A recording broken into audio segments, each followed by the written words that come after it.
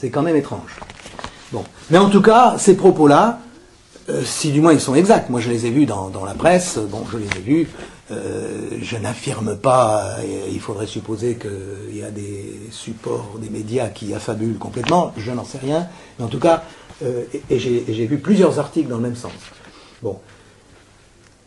C'est quand même, si ce qu'il dit est vrai, ça confirme que les gouvernements étaient pratiquement d'accord pour ne pas négocier, pour accepter un projet concocté par les institutions européennes, ou les experts juristes des institutions européennes, mais finalement, ça revient au même.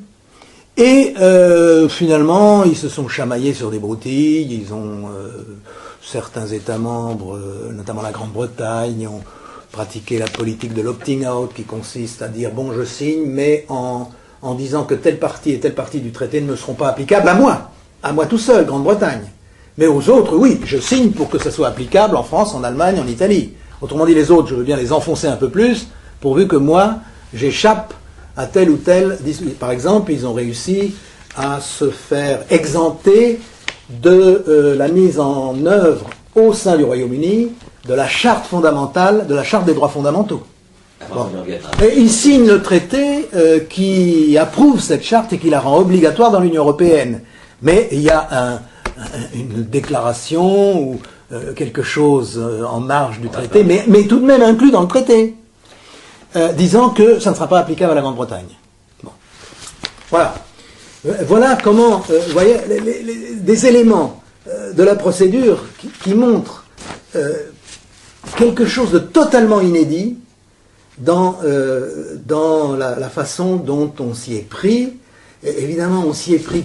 Pourquoi on a fait comme ça? C'est quand même, encore une fois, du jamais vu. Et c'est parce qu'il y avait le poids du traité constitutionnel et des référendums négatifs, notamment de la France et des Pays-Bas, qui avaient voté non. Plus tous les autres qu'on n'avait pas laissé faire. Mais plus tous les autres, parce qu'on avait arrêté net le processus de ratification, et je puis vous dire, en ayant suivi un petit peu les référendums qui se faisaient parallèlement dans les différents États membres, que dans tous les États membres, et notamment dans ceux où il était prévu justement un référendum, de semaine en semaine, les sondages, c'était une dégringolade comme ça. Et qu'ils savaient que, par exemple, tel État, mettons la République tchèque, parce que c'était justement un des pays qui était dans ce cas-là, les sondages avaient franchi la barre des 50% et on allait tout droit dans le mur, c'est-à-dire vers une non-ratification. Avec le Danemark et l'Angleterre. Oui, alors l'Angleterre, bien entendu, on sait que de toute façon, elle est hostile. Et donc finalement, il n'y a pas eu de référendum. Le processus a été stoppé avant, grand Dieu. Donc on ne peut même pas dire qu'ils n'ont pas ratifié, ils ne sont pas prononcés. Bon. Et M. Gordon Brown, qu'on disait du temps de Tony Blair que c'était le plus souverainiste des gouvernants britanniques, en réalité, une fois promu Premier ministre, eh bien, il fait pareil ou pire que son prédécesseur en matière européenne. Parce que justement, c'est lui qui a été cet initiateur continué. C'est une vieille pratique. Mais pour ce traité-là, l'initiateur de la politique d'opting out par laquelle on s'exempte et on dit, je ne signerai pas si vous ne me dispensez pas de telle et telle disposition. Ah ben, on est bien obligé d'accorder les dispenses, n'est-ce pas? Sinon c'est tout le truc qui tombe, puisque pour que le traité entre en vigueur, il faut que tous les États approuvent.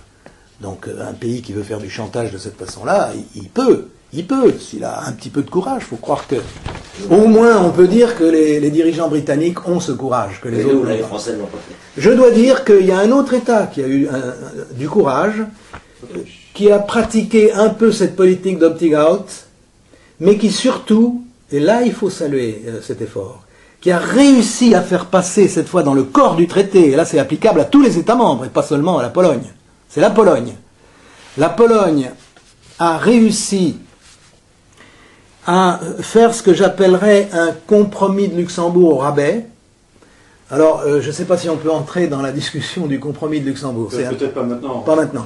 Mais disons qu'ils ont réussi à faire passer dans le traité, des dispositions par lesquelles l'opposition d'une minorité, mais d'une minorité assez étroite, d'États membres, qui s'opposeraient à un projet de décision, pourront bloquer la procédure d'adoption, mais malheureusement bloquée provisoirement, parce que malgré tout, après des consultations, après des efforts de rapprochement des points de vue, au bout du compte, si le Conseil veut adopter, il adoptera quand même. Mais néanmoins, c'était quelque chose qui n'était pas prévu et que la Pologne a réussi à faire passer. C'est peut-être le seul État qui, sur le fond, et pour tous les États membres, pas seulement pour lui, pour cet État-là, a réussi à adoucir un tout petit peu certaines dispositions du traité. J'ai une question. Si là, le traité de Lisbonne est adopté, ratifié par tous les pays, mais dans un futur plus ou moins lointain, on ne sait pas,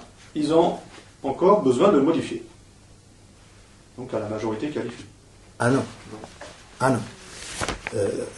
Dieu merci, pour le moment, il y a un domaine pour lequel l'unanimité est et reste de rigueur, c'est l'adoption de traités européens, et notamment de traités modificatifs européens. Là, il faut l'unanimité des États membres.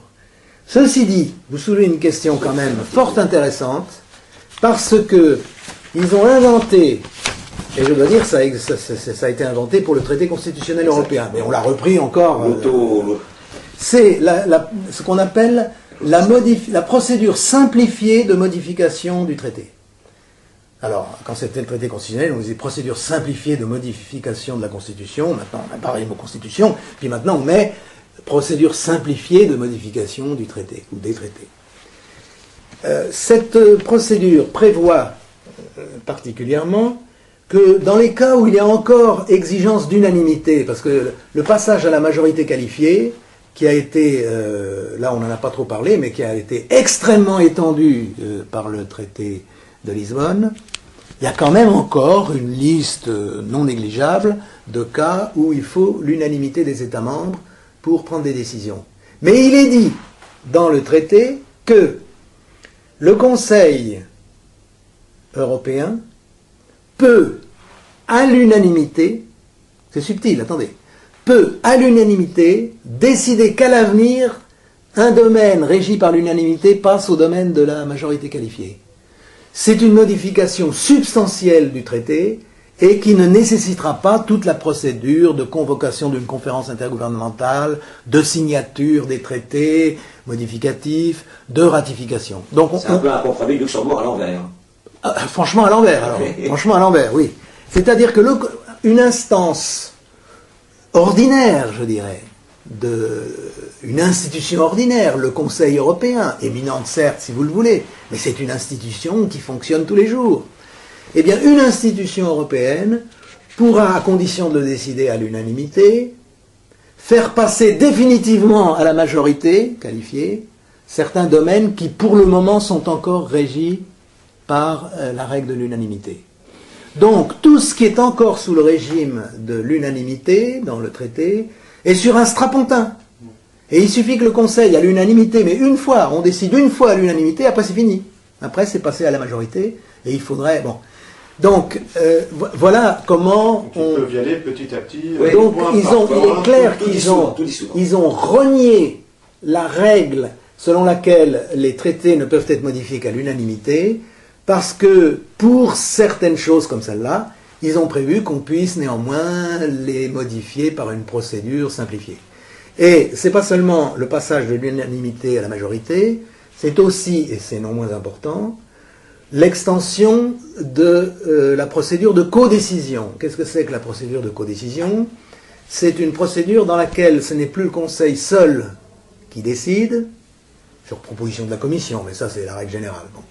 Mais le Conseil qui décide, c'est le Parlement européen et le Conseil, pratiquement à égalité de droit. Il faut arriver à un accord des deux institutions, Conseil et Parlement européen, pour que la décision soit adoptée. Bon. Avec n'oubliez pas ce que j'ai dit du Parlement européen, qui est un organe très intégré, où les États membres sont rayés de la carte, si je puis dire. Alors que dans le Conseil européen ou le Conseil des ministres, il y a tout de même une présence, j'allais dire visuelle même, des États membres, derrière leurs représentants. Bon. Par conséquent, une tendance générale des européistes, appelons-les comme ils méritent d'être appelés, c'est d'une part de faire passer le maximum de choses à la majorité qualifiée, aux dépens de l'unanimité, mais c'est aussi de multiplier les domaines de codécision qui donnent un pouvoir croissant au Parlement européen, là encore au détriment de l'instance représentative des États membres, c'est-à-dire du Conseil et du Conseil européen. Bon. Or, là encore, le passage au régime de la codécision de domaines pour lesquels une autre procédure est prévue, notamment une procédure où c'est le Conseil qui décide seul, eh bien ce passage pourra se faire par une décision unanime du Conseil européen. Voilà, vous voyez, c'est la même chose que pour la majorité qualifiée. Ranchat, je souhaiterais que vous reveniez sur notre antenne parce que les révélations que vous avez faites aux spectateurs de la web télévision souverainiste sont très importantes. Je pense qu'il n'y a que sur la web télévision souverainiste où ces choses-là auront été dites aux Françaises et aux Français. C'est l'objectif de notre chaîne, de les informer sur l'opacité de ces traités, sur la façon dont ils sont élaborés, parce que s'ils doivent vivre avec ces règles-là pour le restant de leur existence, il faut bien savoir comment elles ont été élaborées.